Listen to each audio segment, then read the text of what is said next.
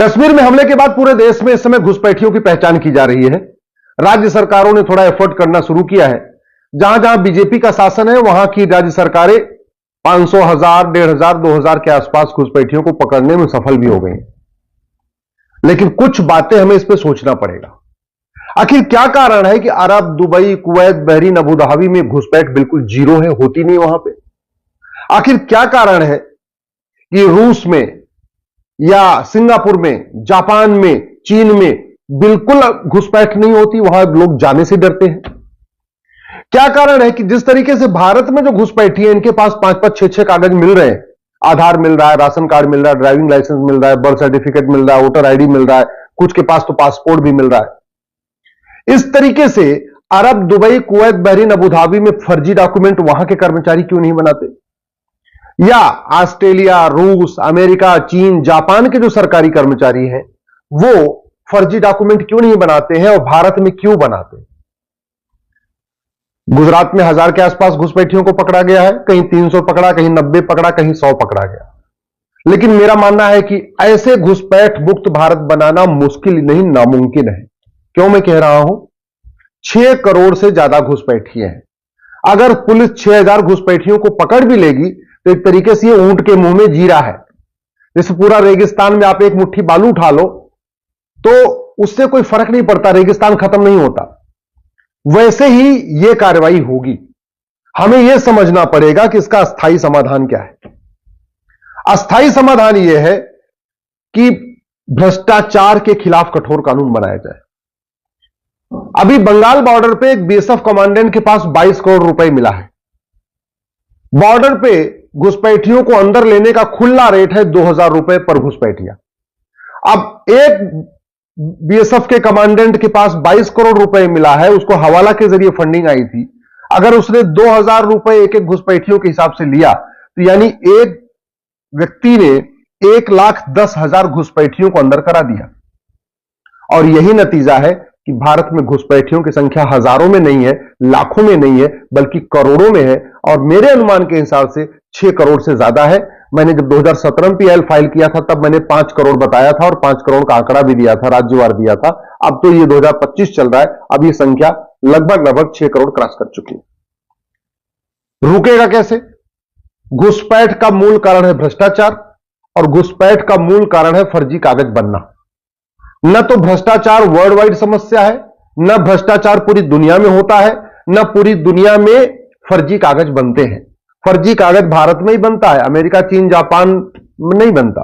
फर्जी कागज भारत में ही बनता है, Arab, Dubai, Kuwait, Abu Dhabi, Bahrain में नहीं बनता।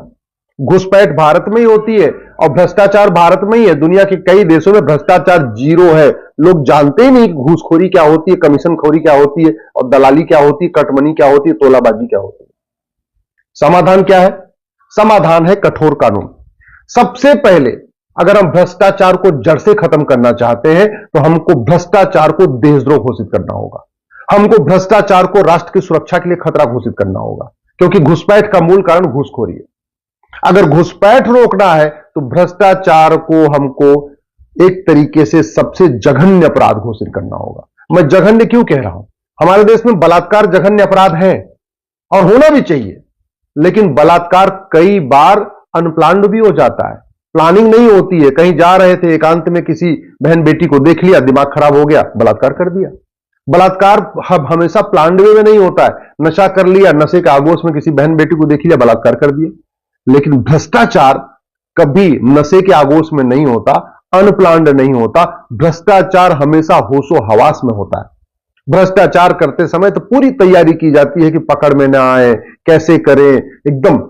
इसलिए मैं कहता हूं भारत में अगर सबसे जघन्य अपराध कोई चीज है तो भ्रष्टाचार, इसको घोषित कर देना चाहिए। दूसरा क्या तरीका है? 100 रुपए से बड़े नोट की जरूरत नहीं है। मैं कह रहा हूं 100 रुपए से बड़ी नोट बंद कर दिया जाए, 25% भ्रष्टाचार खत्म हो जाएगा। 5000 रुपए से ऊपर कैश लेन देन की जरूरत नहीं। अगर 5000 रुपए से ऊपर कैश लेन देन बंद कर दिया जाए, 25% भ्रष्टाचार खत्म हो जाएगा। हमारे पास आधार है। आधार जब बना था तो इसको यूनिक आइडेंटिटी कहा गया था और यूएडीआई अभी भी कहते हैं, ये यूनिक आइडेंटिटी ही माना गया था। उस समय प्लानिंग ये थी कि जितने भी कागज हैं सबका यूनिक नंबर आधार नंबर ही होगा। दुर्भाग्यवश आज भी आधार नंबर अलग चल रहा है, पैन नंबर अलग चल रहा है, पासपोर्ट नंबर अलग चल रहा है, ड्राइविंग लाइसेंस नंबर अलग चल रहा है, वोटर आईडी का नंबर अलग चलता है, बर्थ सर्टिफिकेट का नंबर अलग चलता है, डेथ सर्टिफिकेट का नंबर चलता है, कहीं कोई कनेक्शन ही नहीं। सरकार अगर भ्रष्टाचार खत्म करना चाहती है तो सबसे पहले जो यूनिक आइडेंटिटी है, जिसको आधार कहते हैं, उस व्यक्ति का सारे डॉक्यूमेंट का नंबर कॉमन होना चाहिए। वो यूनिक आइडेंटिटी यानी आधार नंबर ही होना चाहिए। कहने का मतलब, मेरा जो आधार नंबर है वही मेरा पैन नंबर भी होना चाहिए, वही मेरा ड्राइविंग लाइसेंस का नंबर भी होना चाहिए, वही मेरा पासपोर्ट नंबर होना चाहिए, वही मेरे बर्थ सर्टिफिकेट के ऊपर भी नंबर होना चाहिए। बच्चे जब पढ़ रहे हैं तो 10वीं 12वीं में जो उनका रोल नंबर है वो भी वही आधार नंबर होना चाहिए। वो बीए बीएससी बीकॉम करे तो भी उनका रोल नंबर या रजिस्ट्रेशन नंबर वही उनका आधार नंबर होना चाहिए। हर सर्टिफिकेट के ऊपर यूनिक आइडेंटिटी लिखना चाहिए। बहुत हद तक इससे भ्रष्टाचार खत्म हो जाएगा। भ्रष्टाचार खत्म करना है तो भ्रष्टाचारियों की 100% प्रॉपर्टी जब्त करने, नागरिकता खत्म करने, आजीवन कारावास, फांसी देने के लिए कानून बनाना पड़ेगा, और कोई तरीका नहीं। और मैं लिख के कह रहा हूं, जब तक भ्रष्टाचार खत्म नहीं होगा तब तक घुसपैठ नहीं बंद होगी। अब दूसरी बात आती है, घुसपैठ कैसे रुके। घुसपैठ अगर आपको रोकना है तो सबसे पहले ये जो फॉरेनर एक्ट है 1946, जिसको बदल के ये इमिग्रेशन एक्ट 2025 बनाया गया, मैं सरकार को धन्यवाद देता हूं, क्योंकि ये 1946 वाला तो बड़ा सड़ा हुआ था, महा घटिया था, लेकिन ये भी कोई बहुत अच्छा नहीं है। ये जो इमिग्रेशन एक्ट बना है, इसको बनाते समय हमारे बाबुओं ने ये नहीं देखा कि घुसपैठ पे चीन में क्या सजा है, सिंगापुर में क्या सजा है, जापान में क्या सजा है। एसी के कमरे में बैठे बैठे उन्होंने ये जो फॉरेनर एक्ट था 1946 को, उसको ये इमिग्रेशन एक्ट 2025 बना दिया, और बस अपने आप जितना ठीक लगा उतना उन्होंने सजा का प्रावधान कर दिया। ये कानून का ड्राफ्ट बनाने वाले बाबू जो वहां बैठे हुए लॉ मिनिस्ट्री और होम मिनिस्ट्री में, इनको अपना घर बनाना होता है तो कम से कम 10 आर्किटेक्ट से बात करते हैं। इनको अपना घर बनाना होता है तो कम से कम 10 घर जाके देखते हैं, और एक घर की नकल नहीं करते। किसी घर की ड्राइंग रूम की नकल करेंगे, किसी घर की बेडरूम की नकल करेंगे, किसी के घर के किचन की नकल करेंगे, और कोशिश करते हैं कि मेरा घर जो बने वो सबसे बेहतरीन घर बने। लेकिन जब इनको कानून बनाना होता है तो एसी के कमरे में बैठे बैठे ड्राफ्ट बना देते। ये नहीं देखते कि जो कानून मैं बना रहा हूं, इस पर सिंगापुर में कितनी सजा है, जापान में कितनी सजा है, अमेरिका में कितनी सजा है, ऑस्ट्रेलिया में कितनी सजा है, या Arab, Dubai, Kuwait, Bahrain, Abu Dhabi में कितनी सजा है। ये देखते ही नहीं। ये पड़ोसी देश हमारा चीन है, कभी देखते नहीं कि जो जितनी हम जो कानून बना रहे हैं वो वहां पे चीन में क्या प्रावधान। अगर घुसपैठ रोकनी है तो सबसे पहले बाउंड्री जो बनेगी वो बनती रहे, उसमें तो टाइम लगेगा। हालांकि बाउंड्री बनाना इतना असंभव काम नहीं है। अगर एक साल के लिए एयरपोर्ट, हाईवे, एक्सप्रेसवे सारा काम छोड़ दिया जाए ना, साल भर के अंदर बढ़िया 30-40 फीट की ऊंची बाउंड्री पूरे भारत के चारों तरफ बन जाएगी। एक साल के लिए ये जितना हम विकास का काम कर रहे हैं, सड़क बना रहे हैं, हाईवे बना रहे हैं, एयरपोर्ट बना रहे हैं, बुलेट ट्रेन बना रहे हैं, जो काम कर रहे हैं, मैं कह रहा हूं सब सारे काम एक साल के लिए छोड़िए, पहले देश को सुरक्षित बनाइए। 30 से 40 फीट ऊंची बाउंड्री बनाइए पूरे देश में, एक साल के अंदर बन जाएगी। इतने हमारे पास मिस्त्री, इतने हमारे पास लेबर है, इतने हमारे पास आर्किटेक्ट है, इतने हमारे पास इंजीनियर है। लेकिन जब तक वो नहीं हो पा रहा है, तत्काल सरकार को ऑर्डिनेंस लाके यह सुनिश्चित करना चाहिए कि घुसपैठ करना और घुसपैठ कराना ये एक जघन्य अपराध है। जो पकड़ा जाएगा उसको 10 से 20 साल सजा मिलेगी। ये जो नया कानून बना है इसमें यह प्रावधान नहीं है। मैं कह रहा हूं इस कानून को फिर से बदलना चाहिए। घुसपैठ करना और घुसपैठियों की मदद करना दोनों को जघन्य अपराध घोषित करना चाहिए। मिनिमम 10 साल की सजा, मैक्सिमम 20 साल की सजा। और केवल कानून बनाने से बात नहीं बनेगी, फिर इसका प्रचार प्रसार करना चाहिए। बॉर्डर पे, असम का बॉर्डर, बंगाल का बॉर्डर, जो भी भारत का बॉर्डर है, हर 1-1 किलोमीटर पे बड़ी बड़ी होर्डिंग लगा देना चाहिए। घुसपैठ करना, घुसपैठ कराना जघन्य अपराध है, पकड़े जाने पे 10 से 20 साल सजा होगी। सारे रेडियो में ऐड दीजिए, जितने एफएम चैनल है उस पर ऐड दीजिए। भारत में घुसपैठ करना, अवैध रूप से रहना, घुसपैठियों की मदद करना जघन्य अपराध है, पकड़े जाने पे 10 से 20 साल सजा मिलेगी। भारत में जितने भी मदरसे बने हैं, मदरसों के सामने बड़े बड़े होर्डिंग पे लिख दिया जाए कि भारत में अवैध रूप से रहना, घुसपैठ करना, घुसपैठियों की मदद करना जघन्य अपराध है, पकड़े जाने पे 10 से 20 साल सजा मिलेगी। जितने भी आपकी मस्जिदें हैं, सभी मस्जिदों के सामने बड़े बड़े होर्डिंग, 10 बाई 10 की बड़ी बड़ी होर्डिंग लगा दिया जाए। घुसपैठ करना, घुसपैठियों की मदद करना जघन्य अपराध है, पकड़े जाने पे 10 से 20 साल सजा होगी। पर डे 5 बार अजान होती है, अजान में इसको बोला जाए, हर अजान के पहले पहले यह सूचना दी जाए कि भारत में अवैध रूप से रहना घुसपैठ करना, घुसपैठियों की मदद करना जघन्य अपराध है, पकड़े जाने पर 10 से 20 साल सजा मिलेगी। सभी रेलवे स्टेशन से अनाउंसमेंट शुरू करा जाए, सभी बस स्टैंड पे अनाउंसमेंट शुरू करा जाए, सभी स्कूलों में अनाउंसमेंट शुरू करा जाए, सभी फ्लाइट्स में अनाउंसमेंट शुरू करा जाए। मैं गारंटी के साथ कहता हूं, पुलिस को कोई प्रयास नहीं करना पड़ेगा, इतना खौफ पैदा हो जाएगा, घुसपैठी अपने आप भागना शुरू करेंगे। केवल कानून बना दिया जाए कि भैया 3 महीने का टाइम है, 3 महीने में जितने घुसपैठियों के मददगार हैं वो घुसपैठियों को ढूंढ ढूंढ के उनको बाहर कर दे, नहीं तो बाद में घुसपैठियों का narco polygraph brain mapping test करेंगे और जो मददगार हैं उनको पहले हम सजा देंगे, घुसपैठियों को तो बाद में देंगे। देखिए खौफ पैदा हो जाएगा, ये करना पड़ेगा अगर हम चाहते हैं। और एनआरसी की जरूरत ही नहीं पड़ेगी। अब वैसे एनआरसी करेंगे तो भूल जाइए एनआरसी सफल हो पाएगी। एक राज्य में एनआरसी सफल नहीं हो पाई, पूरे देश में कहां सफल हो जाएगी? फेल हो जाएगी एनआरसी, क्योंकि एनआरसी जो असम की फेल हुई थी वो भी भ्रष्टाचार के कारण फेल हुई थी। हमने भ्रष्टाचार खिलाफ कठोर कानून नहीं बनाया था। तीसरा, जो कागज बना रहे हैं उसको फर्जी कागज बनाना भी जघन्य अपराध घोषित करना पड़ेगा। फर्जी कागज बनाने वालों को 10 से 20 साल की सजा का प्रावधान करना पड़ेगा। अभी हमारे देश में फर्जी कागज बनवाना तो अपराध है, बनाना अपराध नहीं है।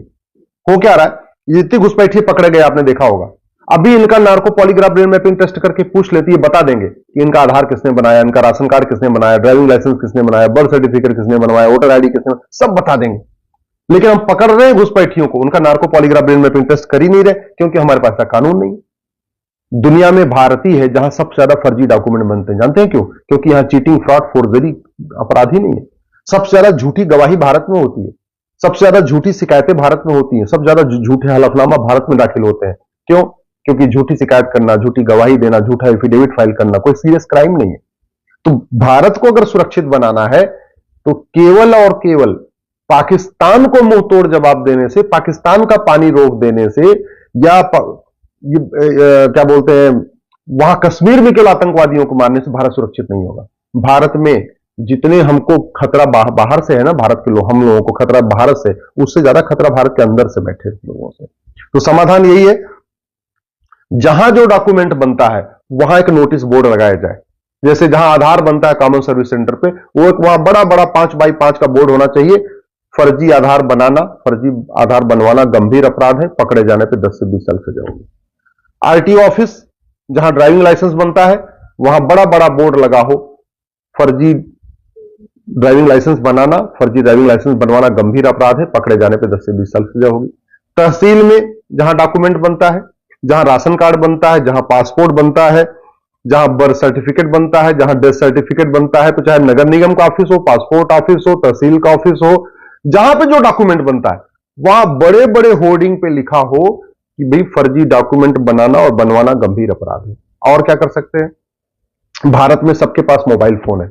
एक मोबाइल फोन, एक बार सबके ऊपर मैसेज चला जाए, एसएमएस भी चला जाए, व्हाट्सएप भी चला जाए, क्या चला जाए कि भारत में जो लोग अवैध रूप से रह रहे हैं 3 महीने के अंदर देश छोड़ के चले जाए। उसके बाद अगर पाए गए, narco polygraph brain mapping test करेंगे और टेस्ट करने के बाद घुसपैठियों और उनके मददगारों को, जिन्होंने उनका राशन कार्ड बनवाया, आने में मदद किया, ड्राइविंग लाइसेंस बनाया, बर्थ सर्टिफिकेट, सबको हम देशद्रोही घोषित करेंगे। ये तरीका है। तो समाधान क्या है? सबसे पहले फॉरेनर एक्ट तो बदल गया, इमिग्रेशन एक्ट आ गया, इसमें 10 से 20 साल सजा का प्रावधान करना पड़ेगा। दूसरा, पुलिस अभी सत्ता की गुलाम बनी हुई है, क्योंकि 1861 का पुलिस एक्ट से चल रहा है। एक one nation one police code बनाना पड़ेगा, पुलिस चार्टर लागू करना पड़ेगा।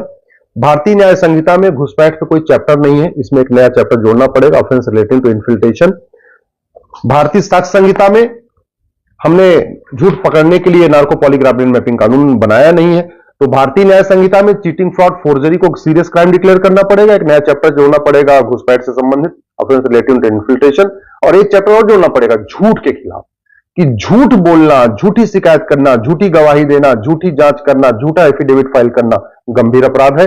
और एक नया चैप्टर जोड़ना पड़ेगा झूठे कागज के लिए, कि जो आदमी झूठा आधार, झूठा राशन कार्ड, झूठा ड्राइविंग लाइसेंस, झूठा वोटर आईडी, झूठा बर्थ सर्टिफिकेट बनाएगा या बनवाएगा, उसको 10 से 20 साल सजा होगी। तो आपको भारतीय न्याय संहिता को बदलना पड़ेगा। झूठ पकड़ने के लिए जो साक्ष्य संहिता बनी है, इसमें नार्को पॉलीग्राफ ब्रेन मैपिंग अनिवार्य करना पड़ेगा। घुसपैठ और भ्रष्टाचार को राष्ट्र की सुरक्षा के लिए खतरा घोषित करना पड़ेगा और घुसपैठियों और उनके मददगारों पे एनएसए लगाना पड़ेगा। घुसपैठ और भ्रष्टाचार को अनलॉफुल एक्टिविटी डिक्लेयर करना पड़ेगा और घुसपैठियों और उनके मददगारों पे, जो भ्रष्ट उनके मददगार हैं, उनके खिलाफ यूएपीए लगाना पड़ेगा।